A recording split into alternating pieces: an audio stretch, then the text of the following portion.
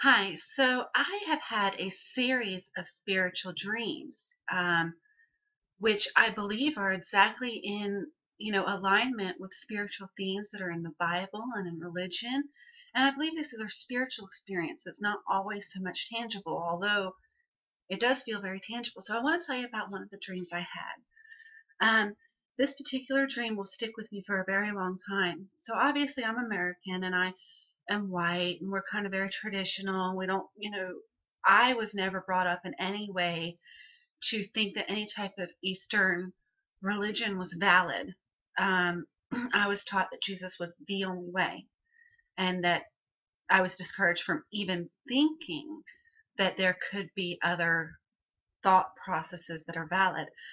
However, when I awoke, when I had my spiritual awakening, I knew that I had to know everything about these other religions, and I believe strongly that all religions are true and all have some error in them, as Mahatma Gandhi said.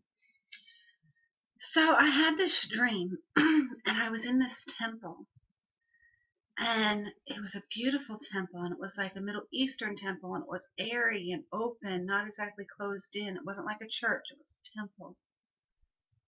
And I was there sitting. I was the first person, and there was two other people. There was three people in a row sitting there.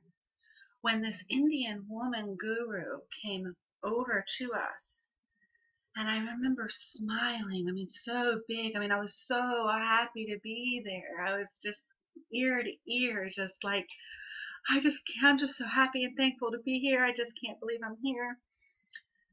And she looked at me, and then she went to the next person and the next person, and she came back to me.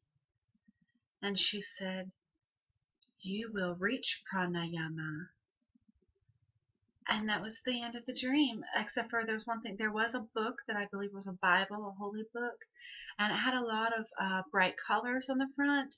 Now, I have since then purchased the Bhagavad Gita, and my particular version has a lot of bright colors and beings on the front, like they're human-like beings. And I do believe what I was seeing was an Indian holy book. Which one specifically, I'm not sure yet, but very well could have been representing the Bhagavad Gita, which I highly recommend. Um, I do strongly believe that what Jesus taught, his truth, was learned from learning esoteric Buddhism, and then hence even further back esoteric Hinduism. And I believe if you look for the similarities in all these philosophies, there are so many more congruencies, and it's like a puzzle. It's not, cut and dry. You really have to research. And you know what? Isn't that the beauty of life? That no matter how much you research, there's always more to research, more to learn, more to know, more to experience. And I'm not always so positive. I do, occasionally have depression, but right now, in this moment, I'm in the flow. So work with me here. So anyway, what pranayama means, and I had to look it up, and for a while I kept mixing up the word, but I found what pranayama means. It's whenever you're breathing in yoga, and it's to the word pranayama. Prana is life force. Yama is to control the life force through breathing. It's the pranayama. And I do hope very specifically that it's more to the literal term of to control life force, and in many ways I have, and I can, and I do. Um, but it is subtle. It's not instant manifestation. Um, like The Secret even mentions, that is not really what you want, because then you wouldn't be able to. You would have a lot of things happening for you, and a lot of times you have to really zone in and choose what you want and feel the emotion of it to create a manifestation in this 3D world.